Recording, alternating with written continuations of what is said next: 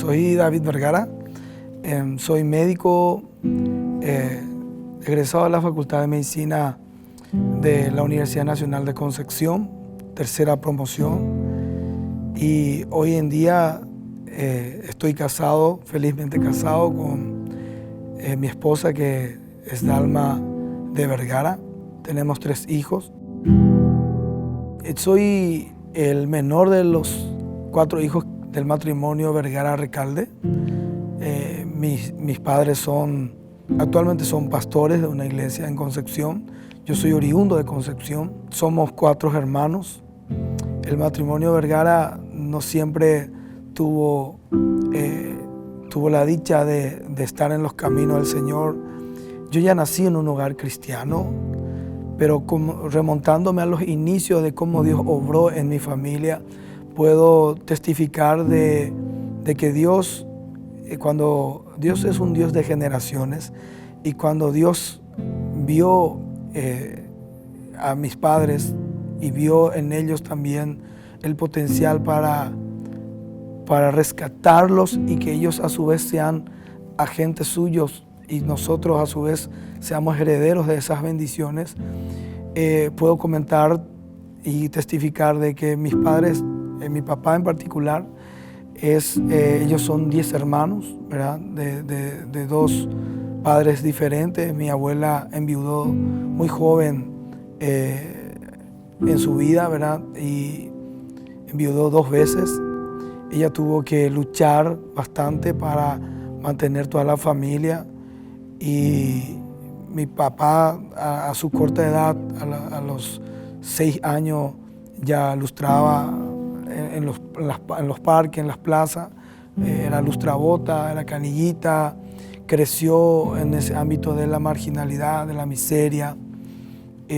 Mi madre también. Mi mamá a muy temprano llegó a ser lo que hoy nosotros hablamos mucho de las famosas criaditas. Bueno, bien, ellos crecieron en un ambiente de mucha necesidad, mucha miseria, en donde la constante eran los vicios y peleas, riñas. De ahí, de ese mundo, prácticamente, ellos a la edad aproximadamente de los 20 años, ellos se conocieron y decidieron casarse. Mi papá, ya muy de adulto, terminó el colegio. Eso le posibilitó ingresar, gracias a Dios, a un empleo seguro en una empresa estatal, y estuvo trabajando, y hoy en día es jubilado de esa empresa. Pero comento esto porque eso le permitió en sus horas de guardia, si bien mi mamá fue la primera que se acercó a Cristo en las famosas campañas evangelísticas que se hacían en el interior del país y se hacen hasta ahora, ¿verdad?, en las plazas públicas, mamá conoció a Cristo ahí.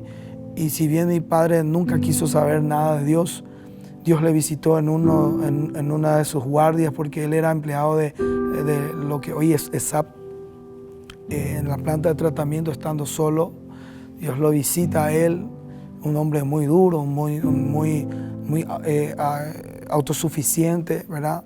Dios quebrantó su corazón y le habló ahí estando a sola, leyó la Biblia. Eso trajo cambio en su vida, y él decidió de que su generación tenía que ser diferente. Y producto de la decisión de mis padres, hoy yo puedo ser médico, hoy yo puedo ser, y a Dios gracias, estoy en un cargo, ¿verdad?, público, ¿verdad?, que todos conocen, la función de secretario de salud aquí en el departamento de Boquerón.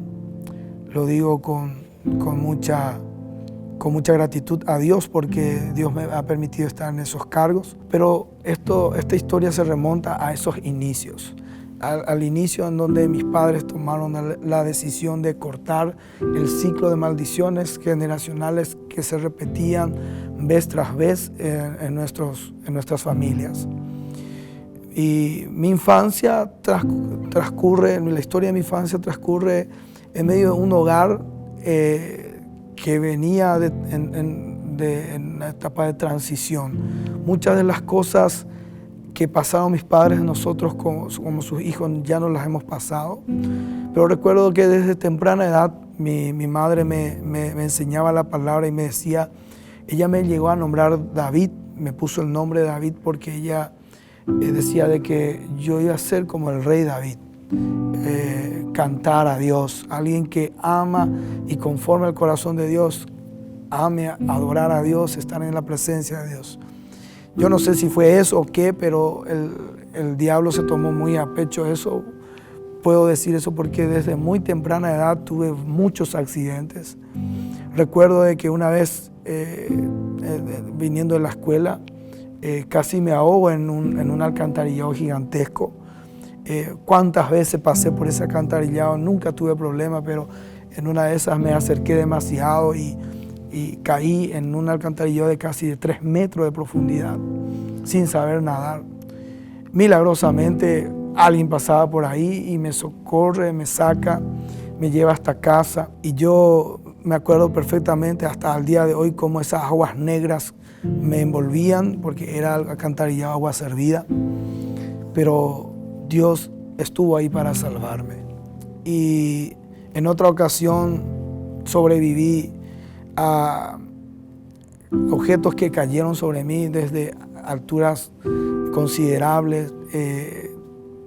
Me rompí varias veces la cabeza. Me acuerdo bien de que en una actividad cristiana, eclesiástica, un bafle de aquellos enormes, de una altura de una torre, prácticamente una torre de esas que se usan en las campañas, cayó sobre mí desde una altura aproximadamente de 4 metros.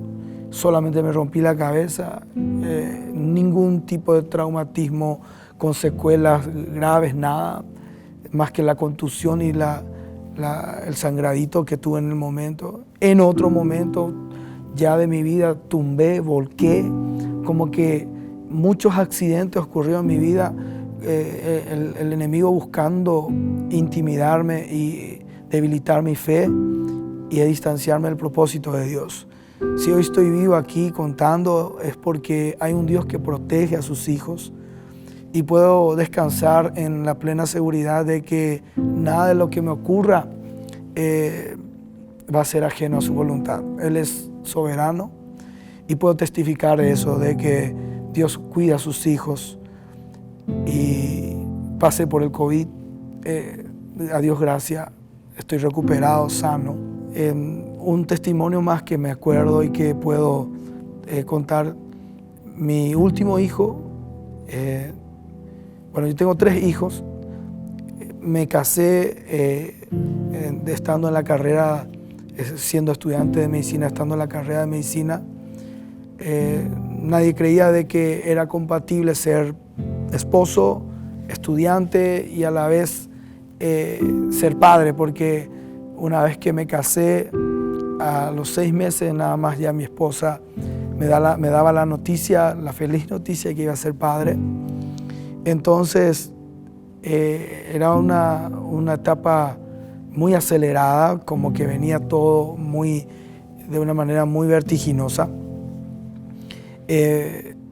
Yo pude ver la fidelidad de Dios proveyendo cada necesidad en cada momento.